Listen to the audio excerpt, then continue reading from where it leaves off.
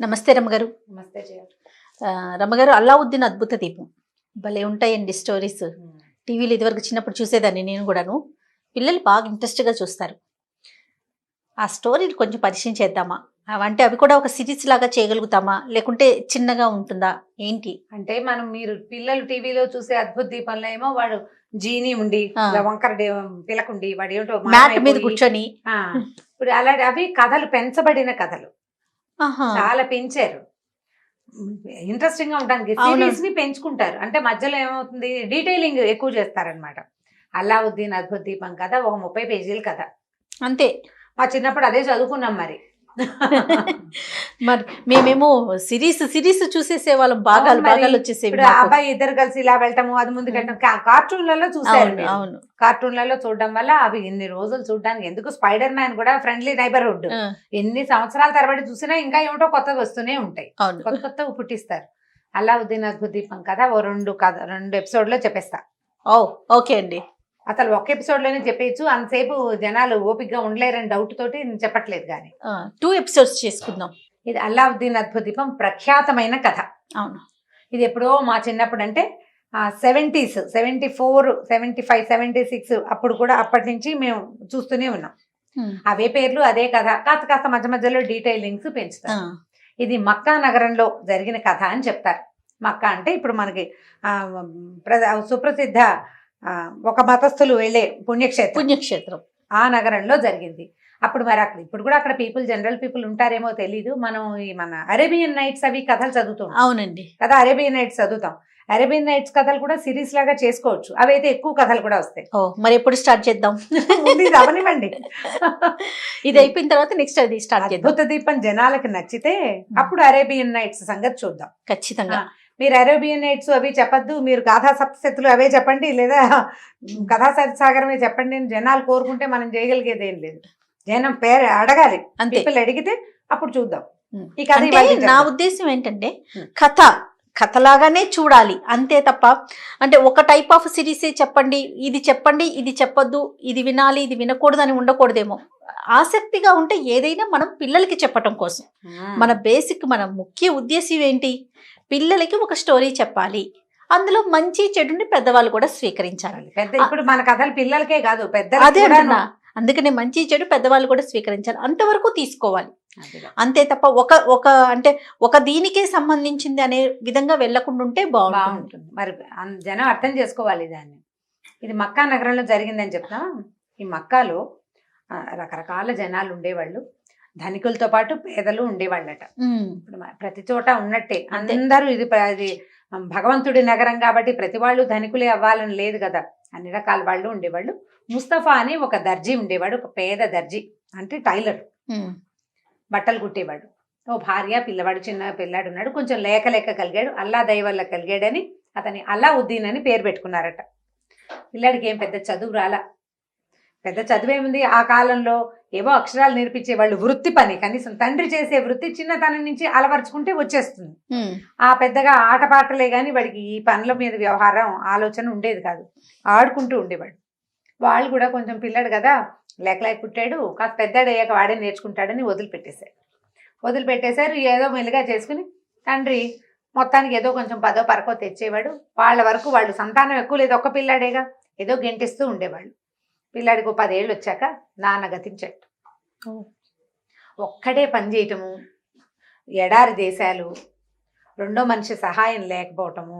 మరి ఆ రోజుల్లో సంపాదనలు తక్కువ ఉండేవో ఏమిటో మరి. దాంతో ఈ తల్లి పిల్లాడు ఇద్దరే అయిపోయారు. పిల్లవాడికి పని చేయటము, బాధ్యతగా ఉండటం తెలీదు. నాన్న లేడని ఏడుస్తాడు కానీ నాన్న మన ఎలాగ కాపాడాడు, మనం ఏం చేయాలి మన అమ్మ కోసం తెలిసే వయసు కాదు. వాడి బుద్ధి వికాసం కూడా అట్లా లేదనమాట. తల్లే ఏదో ఇంట్లో ఉన్నది చిన్నవి పొన్నవి అమ్మేసుకుని, తర్వాత ఏమో ఏదో చేతనని పని పక్కింట్లో వెనకింట్లో కాస్త సహాయం చేసి పావలా అర్ధ సంపాదించుకుని ఎట్లా ఆగోట్లా ఒక గుడిసెలో పిల్లాన్ని పెట్టుకుని కాలక్షేపం చేస్తూ ఉండేది. వాడు తిరుగుతూ ఉండేవాడు. పని పాట చేయటం ఏమీ లేదు. వేళకి తిండి తిని మళ్ళీ బయటికి వెళ్ళిపోవటమే. సరే, ఇక తల్లి వాడికి చెప్పలేకపోయింది. పైగా చిన్నతనం నుంచి చెప్పకుండా ఇప్పుడు సడన్గా ఒకసారి బుద్ధి వచ్చి పెద్ద అయిపో అంటే ఎవడైపోతాడు. దాంతో ఊరుకునేది. సరే, ఏమైందట, ఒక రోజు వీడు బజార్లో తిరుగుతూ ఉండగా ఒక పెద్ద మనిషి, ఒక పొడుగాటివాడు, పెద్ద స్వరూపం ఉన్నవాడు, విచిత్రమైన బట్టలు వేసుకున్నవాడు వచ్చి పలకరించాడు. ఏరా అబ్బాయి, నువ్వు అలావుద్దీన్వే కదా, ముస్తఫా కొడుకువే కదా అన్నాడు. అవును అన్నాడు వీడు. అనేసరికి నేను మీ బాబాయిని రా అన్నాడు. కుర్రాడు ఆశ్చర్యపోయాడు. బాబాయ్యా, నాకు బాబాయిలు ఉన్నారా, మా అమ్మ ఎప్పుడు చెప్పలేదే అని ఆశ్చర్యపోయాడు. సరే, ఆయన ఏం చేశాడు, పద పద, నేను మీ బాబాయిని, నువ్వు పుట్టకముందే నేను ఇంట్లో నుంచి వెళ్ళిపోయాను రా, నువ్వు వచ్చు మా అన్నయ్య లాగానే ఉన్నావు, పద మీ అమ్మని చూద్దాం అనేసరికల్లా వీడికి సంతోషం వేసింది. చుట్టాలు పక్కాలు లేరు, చుట్టుపక్కల వాళ్ళు తప్పిస్తే చుట్టపక్కలు లేరు, చుట్టూతా జనం ఉన్నారు, వాళ్ళెవరు వీళ్ళకి చుట్టాలు కాదు. అన్న తండ్రికి తల్లికి అన్నదమ్ములు ఎవరూ లేరు.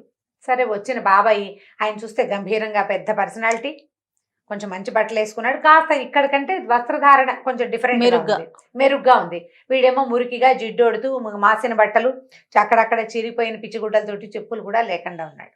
ఆయన పిల్లాన్ని వెంబడి పెట్టుకుని వాళ్ళ ఇంటికి వెళ్ళాడు.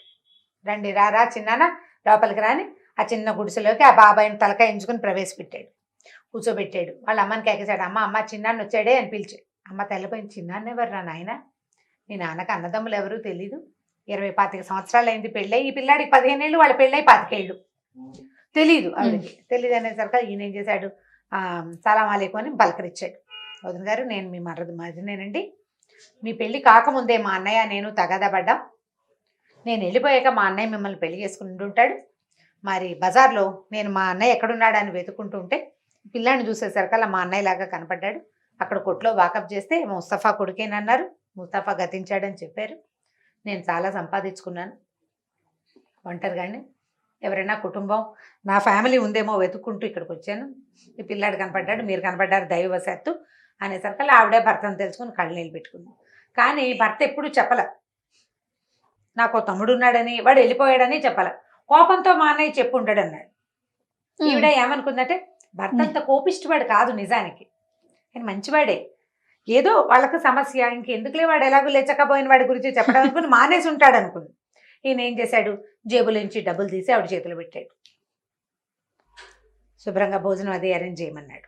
ఆవిడ ఇంకేం చేతిలో డబ్బులు పడేసరికి డబ్బు ఇచ్చేవాడెవడు ఇంటికి వచ్చి, ఆవిడ బయటికి వెళ్ళి ఏదో అవి ఇవి కొనుక్కొచ్చింది వంటకు సరిపడా, చక్కగా షటర్ సోపేతంగా మరిదికి కొడుక్కి భోజనం పెట్టింది. అక్కడి నుంచి ఈయన అన్నాలు తిన్నాక పడుకున్నారు ఆ గుడిసెలోనే. అక్కడి నుంచి పొద్దున్నే ఏం చేశాడు, ఇక్కడే ఉండటం మొదలుపెట్టాడు. ఈ పిల్లాన్ని వెంటేసుకుని బజారు తిప్పి వాడికి మంచి బట్టలు, చక్కగా చెప్పులు, అమ్మకి 4 జతల బట్టలు కొన్నారు, ఆహార పదార్థాలు రకరకాలు.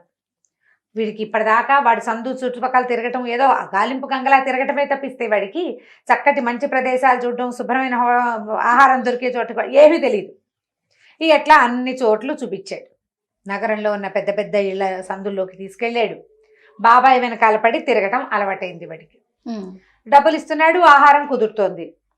వాళ్ళ అమ్మకి మాత్రం ఏమడ్డం, సరేలే ఇతను వచ్చాడు, వచ్చిన మరిది గారు తన్ని పిల్లాన్ని ఉద్ధరిస్తాడు, కుటుంబానికి సహాయంగా ఉంటాడు, పిల్లాన్ని ఏదో ఒక పనిలో పెడతాడు, డబ్బులున్నాయి, వ్యాపారం అయినా పెట్టిస్తాడని నమ్మింది ఆవిడ కూడా. ఇల్లు చుట్టుపక్కలంతా బాగు చేసుకున్నారు. పడిపోయేలాగా ఉన్న గుడిసెను శుభ్రంగా కట్టించాడు అతను. 3 ఉండటానికి నివాస యోగ్యంగా అయింది. 10 రూపాయలు ఆడుతున్నాయి కదా, ఆహారం 4 వేళలా నోట్లోకి వేళ్ళు వెళ్ళిపోతున్నాయి, జీవితం బాగుంది. పిల్లాడు హాయిగా కులాసాగా బాబాయ్ వెనకాల తిరగటం మనం ఇప్పుడు కూడా చూస్తాం చూడండి. మామయ్యలు బాబాయిలు వెంట తిరిగే పిల్లలు ఉత్సాహంగా ఉంటారు, ఏది కావాలంటే అది వచ్చేస్తుంది, కేకలేరు, గారాబం ఉంటుంది. ఒకవేళ ఏదైనా మంచి మాట చెప్పినా అది ముద్దుగానే ఉంటుంది, కానీ పిల్లలకు కూడా నచ్చుతుంది రమ్మగారు. తల్లిదండ్రి కన్నా వాళ్ళు చెప్పే కన్నా బాబాయిలో మామయ్యలో చెప్తే చేయకూడదురా అన్నా కూడా చేయకుండా మానేస్తారు. చక్కగా ఆయన వెనకాల పడి తిరిగి పిల్లాడు చక్కగా 2-3 నెలలు 4 నెలలు 6 నెలలు ఉన్నాడు అతను ఇక్కడ. బాగా తయారయ్యాడు. వీడి 4 పూట్ల శుభ్రంగా తిండి, చక్కగా కాలుపడు సత్తు కొద్దీ తిరగటము, దాంతో పిల్లాడు 15-16 ఏళ్ళ వాడు ఈ 4-6 నెలల్లో సాగి బలంగా తయారయ్యాడు. వాడు కూడా ఎదిగే వేళకి ఆహారం అందితే పిల్లలు బాగుంటారు చూడు. ఈ 5-6 నెలలు అయిన తర్వాత ఒకరోజు ఏం చేశాడు ఆయన, వీళ్ళు బాగా వాడిని నమ్మిన తర్వాత ఒక రోజు బజార్ వెళ్తున్నాడు, ఒక ఉంగరం తీసి వీడి వేలికి పెట్టాడు. ఇది ఉంచుకోరా, ఈ ఉంగరం నీకు రక్షిస్తుంది నిన్ను అన్ని వేళలా, ఎప్పుడూ తీయద్దన్నాడు. వేలికి ఆకుపచ్చ రాయి ఉంది, అటు ఇటు తిప్పుతుంటే మెరుస్తోంది. పిల్లలకి అట్లా చిన్న వస్తువు పెట్టుకుంటే గొప్ప సరదాగా చూసుకుంటూ ఉంటారు, అందరికీ చూపిస్తారు. ఆ ఉంగరం కనపడేలాగా చేతులు పైకి పెట్టుకుంటూ ఉంటారు. ఆ ఉంగరం పెట్టుకుని తిప్పుకుంటూ ఉండేవాడు. ఉంగరం ఉంది వాడి చేతికి. కొన్నాళ్ళు గడిచాక ఒక రోజు ఆయన ఏం చేశాడు, నగరం వెలుపలికి బయటికి దారి తీసాడు. వీడు ఇక్కడికి ఎందుకు వెళ్తున్నాం మనం అని అనిపించింది, కానీ బాబాయ్ తీసుకెళ్తున్నాడు. బాబాయ్తో పాటు వెళ్ళిపోయాడు. పొద్దున 12 గంటల వేళ భోజనాలు చేసి బయలుదేరి వెళ్ళిన వాళ్ళు నడుచుకుంటూ ఊరి బయటికి వెళ్ళిపోయారు. ఊరి బయట ఏవో రాళ్ళు రప్పలు కొండలు మిట్టలు దాటారు అడవిలోకి వెళ్ళిపోతున్నారు. అడిగాడు బాబా, చిన్నాన్న ఎక్కడికి వెళ్తున్నాం మనం అంటే, బోళ్ళని వింతలు విడ్డూరాలు ఉన్నాయిరా, నీకు చూపిస్తా పదన్నాడు. ఒక చెట్టు కిందకి వెళ్ళి అక్కడ ఏం చేశాడు, ఏదో మంత్రం చదివి జేబులోంచి అంత బూడి తీసి అక్కడ చల్లాడు. చల్లంగానే ఇట్లా దారి వచ్చేసింది. చెట్టు కింద భూమి విడిపోయిందనమాట. లోపలికి వంకర టింకరగా మెట్లు కనపడుతుంది. పదరా ఇందులోకి వెళ్దాం బాగుంటుంది అన్నాడు. కుర్రాడికి సరదా వచ్చింది. పిల్లలకి అట్లా కొండెక్కుదాం, అందులోకి దిగుదామంటే గోతుల్లోకి దిగటము, గొట్ల మీదకి ఎక్కడము రెండు సరదాగానే ఉంది. పైగా భయానికే ఉంది, బాబాయ్ ఉన్నాడుగా పక్కన. సరే ఇద్దరు కలిసి దిగారు. ఆ కిందకి దిగెళ్తే ఒక చెప్తాల్లాగా ఉండి వాటి నిండా వజ్రాలు రత్నాలు మణులు వీడు ఆగిపోయాడు. ఆ మెరిసిపోతున్న రాళ్ళు చూసేసరికి కల్లా, ఏమిట్రా ఇవి కావాలా నీకు అన్నాడు. తలకాయ ఇప్పాడు పిల్లాడు. నేనేం చేశాడు, గుప్పెళ్ళతో ఎత్తి వీడికి పెద్ద చొక్కా ఒకటి కొనిపెట్టాడు. దానికి రెండు పెద్ద పెద్ద జేబులు ఉన్నాయి. బాబాయ్ కొన్న చొక్కానే. ఆ రెండు జేబులు, అదే మన షరాయి లాంటిది లాల్చీ లాంటిది వేసుకుంటారు, ఈ పక్కన సైడ్ లో జేబులు ఉంటాయి కదా, రెండు జేబుల్లోనూ ఇన్ని ఎత్తి పోసాడు. మూటల్లాగా ఉన్నాయి లోపలికి. సరదా వచ్చింది వాడికి. వాటితో ఎన్ని గోలికాయలు ఆడుకోవచ్చో ఆలోచించుకుంటున్నాడు అనమాట. మణులతో ఏం చేయాలో తెలియని వయసు కదా. ఇంకా లోపలికి వెళ్ళేసరికల్లా ఒక సన్నటి సొరంగం లాంటి గొయ్యి ఉంది లోపలికి. బాబాయ్ అన్నాడు, అరే నేను పైన పట్టుకుంటాను రా, దిగు నువ్వు కిందకన్నాడు. తను ఒక్కడనే దిగమంటున్నాడు. బాబాయ్ వెనకాల వస్తాడు అనుకున్నాడు. ఈ బాబాయ్ చేతులు గుచ్చుకుని వాడిని ఆ గోతులోకి దింపాడు. కొంత మటుకు వేళ్లాడేశాడు. వేళ్లాడేశాక, ఒరే చేతులు వదిలేస్తాను, కింద పడవలే, దూకినట్టు చెయ్యి, కరెక్ట్గా కిందకి వెళ్ళిపోతామన్నాడు. తెంపర్తనం ఉంటుంది పిల్లలకి. 15-16 ఏళ్ళ పిల్లాడంటే భయపడ్డు కదా, మగ పిల్లలు అసలు భయపడ్డరు. పట్టుకుని ఆయన వదిలేశాడు. వీడు కాస్త వెళ్ళి ఆ గోతులో పడ్డాడు. పడిన తర్వాత బాబాయ్ పైనుంచి వచ్చాడు. అరే అటు ఇటు చూడరా, అక్కడ ఏం కనపడుతున్నాయో చూడంటే అటు ఇటు చూస్తే ఒక అంత దీపం లాంటిది ఉంది, లాంతర్. బాబాయ్ ఇక్కడ ఒక లాంతర్ ఉంది అని అడిచాడు. అరవంగానే వీడన్నాడు, బాబాయ్ లాంతర్ తీసి నాకు అందించు అన్నాడు. అప్పుడు వీడికి వెలిగింది. ఇంత దూరం తీసుకొచ్చాడు, మణులన్నాడు మాణ్యాలన్నాడు జేబులో పోయించాడు. ఈ గోతులో తన దిక్కండా నన్ను ఎందుకు దింపాడు. బాబాయ్ ఆజాన్ బాహు, పెద్ద పర్సనాలిటీ. ముందే చెప్పుకున్నాం కదా, 15-16 సంవత్సరాల వాడు ఎట్లా ఉంటాడు, పొడుగెదిగినా సన్నగా పొడుగ్గా ఉంటాడు. వీడిట పల్చటి వీడి పర్సనాలిటీ అందులో దిగుతుంది. అందులోకి దిగేందుకు నమ్మకస్తుడు కావాలి ఈయనకి. అందుకు నన్ను దింపాడు. అర్థమైంది. ఇప్పుడు లాంతరిచ్చేయి అంటున్నాడు. నన్ను లాగు బాబాయ్, నా భయం వేస్తుంది, ఊపిరట్టలేదు అని కేకేస్తే ముందు లాంతరివ్వంటాడు. 4 సార్లు 5 సార్లు నన్ను లాగు నాకు భయం వేస్తుంది, నాకు ఊపిరాటలేదు అని అల్లావుద్దీన్ పిలిచినా వాళ్ళ బాబాయ్ వినిపించుకోలే. లాంతర్ నా చేతికి ఇవ్వు, లాంతర్ పైకి అందించు. చేతులు కిందకి చాపుతున్నాడు. ఏదైనా ఒక గట్టు మీదో దేని మీదో కాలేసి ఆ లాంతర్ అడుగును పట్టుకుని పైదాకా అందిస్తే బాబాయ్ చేతికి అందుతుంది. అది ఇవ్వు అంటాడు. ఒప్పుకోవటంలా. ఏమనిపించిందంటే, ఈ లాంతర్ ఇచ్చేసాక బాబాయ్ నన్ను ఇక్కడే ఉంచేస్తే అనిపించింది. లాగితే గానీ లాంతర్ ఇవ్వను అన్నాడు. వాడికి ఏమిటంటే ప్రాణం పోయే పరిస్థితి వచ్చేసరికి బుర్రలో బుద్ధి వచ్చేసింది అనమాట. నేను ఇవ్వను అన్నాడు. ఆయన ఒప్పుకోలే మా బాబాయ్. లాంతర్ ఇస్తే లాగుతాను, నువ్వు లాంతర్ ఇవ్వంటాడు. అక్కడి నుంచి అప్పటిదాకా నాన్న కన్నా బుజ్జి ఏరా మా బాబు అనే మాటలు కాస్త పోయి లకార మకార ప్రయోగాలు వచ్చేసినాయి. ఇస్తావా ఇవ్వా సైతానికే బచ్చే అంటాడు. అనేసరికి వీడికి అమ్మో వీడేదో చేయబోతున్నాడు నన్ను అనిపించి, ఏమైతే అదయింది, నేను ఇవ్వను కాక ఇవ్వను అన్నాడు. అనేసరికి ఆయన ఏం చేశాడు, ఇక ఒళ్ళు మండిపోయింది. పైన సమయం చీకటి పడిపోతుంది. చీకటి పడ్డాక ఇంకా మంత్రం పారదు, ఆయన బయటికి వెళ్ళలేకపోతాడు. అందుకని ఏం చేశాడు, సొరంగం మూసేశాడు. ఇక్కడే పడి చావు నాకు ఇవ్వకపోతే అని. ఆ ఏ గోతులోకి అయితే ఈ పిల్లాన్ని దింపాడో దాన్ని ఇట్లా చేతులు కలిపేసేసాడు. క్లోజ్ అయిపోయింది. వీడు ఆ చీకట్లో ఆ గోతి లోపల ఉండిపోయాడు అల్లావుద్దీన్. ఈ బయటకు వచ్చిన బాబాయ్ బయటికి నడుచుకుంటూ వెళ్ళిపోయాడు. ఈయన మొదట ఏం చేశాడు, బూడి జల్లి దారి ఓపెన్ చేశాడు కదా. ఇతను పైకి వెళ్ళిపోయాక దారి క్లోజ్ అయిపోయింది. చీకటి పడ్డాక ఇంకా అది తెరవబడదు. ఆ వెళ్తురుండగానే ఎలాగైనా లాంతర్ తీసుకోవాలని ఎంత ప్రయత్నం చేసినా ఈ పిల్లాడి ఇవ్వాల. బాబాయ్ కాస్త బయటికి వెళ్ళిపోయాడు. అప్పుడు వీడు లోపల కూర్చున్నవాడు ఆలోచించుకోవటం మొదలుపెట్టాడు. వీడెవరో మనకు తెలీదు. బాబాయ్ అన్నాడు. మా బాబాయ్ మా అమ్మకి తెలియకపోతే సరే, మా చుట్టుపక్కల వాళ్ళు ఎవరికైనా తెలిసి ఉండాలా, ముస్తఫా తమ్ముడు అన్న మాట ఒక్కళ్ళు కూడా అనలా. ఓహో నువ్వు ముస్తఫా తమ్ముడువే అలాగా అన్నారు. కానీ అవును చిన్నప్పుడు ఇదివరకు ఇక్కడ ఉన్నాడు వీళ్ళిద్దరు కలిసి ఉన్నారని ఒక్కళ్ళు కూడా అనలా. మా అమ్మ నేను తెలివి తక్కువగా డబ్బుల కోసం ఆశపడి ఎవడో ఒకడు చూసుకునేందుకు ఒక దారి తోడున్నాడు కదా అని వీడికి లొంగిపోయాం. బహుశా వీడు ఈ లాంతర్ కోసమే నన్ను తీసుకొచ్చాడు. అర్థమైంది. ఏడుస్తూ ఉండిపోయాడు తెలివి తక్కువగా. మా అమ్మ ఏమైపోతుందో, నేను తెలివి తక్కువగా వచ్చి ఇక్కడ ఇలా దొరికిపోయాను, వీడు కాస్త వెళ్ళిపోయాడు, నేను ఎట్లా పైకి వెళ్తాను. వీడికి గుర్తొచ్చింది మొదటే, ఎందుకంటే ఈ భూమిలోకి లోపలికి దిగాం, బోళ్ళంత దూరం దిగాం, బోళ్ళంత దూరం నడిచాక ఈ గోతులోకి దింపాడు. అంటే ఈ గొయ్యి నుంచి ఆ గొయ్యికే బారెడు దూరం ఉంది, అందులోంచి పైకి ఎలా వెళ్తాను నేను. ఏడుస్తూ స్పృహ తప్పి పడిపోయాడు. 2-3 రోజులు ఉండిపోయాడు లోపలే. ఈ బయటికి వెళ్ళిన బాబాయ్ ఎక్కడికో వెళ్ళిపోయాడు. ఈ లోపల ఉండిపోయాడు కదా. 3వ రోజు కాస్త 2.5 రోజులు అట్లా గడిచేసరికి వాడికి మెలకు వచ్చింది. మెలకు వచ్చి ఏడ్చి ఏడ్చి కళ్ళు చారకలు కట్టేసి ఆకలి మార్చేస్తోంది. బాగా గాలి రావట్లేదు, ఎక్కడి నుంచో కొంచెం గాలి ఉంది కానీ ఊపిరి రావటం లేదు. చేతులు ఇట్లా ఇట్లా ఏం చేయను దేవుడా దేవుడా దేవుడా అని చేతులు ఇలా ఇలా ఇలా ఇలా అనుకోవటం మొదలుపెట్టాడు. అనుకుంటుండేసరికల్లా సడన్ గా వీడికి ఆకుపచ్చ ఉంగరం ఒకటి ఇచ్చాడు కదా, ఆ ఉంగరం మీద ఇట్లా ఇట్లా రుద్దుడైపోయింది. భగ్గుమని ఒక మంట మండి చిన్న భూతం ఒకటి బయటకు వచ్చాడు అందులో నుంచి. ఏం కావాలి ప్రభు మీకు అన్నాడు. ముందు హడిలిపోయాడు, ఏమిటి వీడు ఎవడో వచ్చేసాడు అని. బాబో ఆయన కళ్ళు మూసుకున్నాడు. నిశ్శబ్దంగా ఉందంతా. కళ్ళు తెచ్చేసరికల్లా మళ్ళీ భూతం అడుగుతుంది, ఏం కావాలి ప్రభు అని. మళ్ళీ భయం వేసింది. ఒక 3-4 సార్లు తర్వాత వీడెవడో నాకేదో హెల్ప్ చేయడానికి వచ్చాడు అని అర్థమైంది. కానీ వీడు ఎలా వచ్చాడు, ఎక్కడి నుంచి వచ్చాడు? సరే అప్పుడు అటు ఇటు చూస్తే ఏమీ కనపడలే. వీడు ఏం చేశాడు, ఈ పైకి బాబాయ్ రమ్మన్నప్పుడు లాంతర్ని తన జేబులో తోసుకున్నాడు. అప్పుడు ఆ జేబులో తోసుకుంటున్నప్పుడు వాడు ఒకటి అబ్జర్వ్ చేశాడు. తను గుప్పెళ్ళతో పోసుకున్నాడుగా 2 మూటల్లాగా మణులు మాయాలని మాయమైపోయినాయి. బాబాయ్ మోసం చేశాడు తన్ని. లాంతర్ మాత్రం జేబులో ఉంది.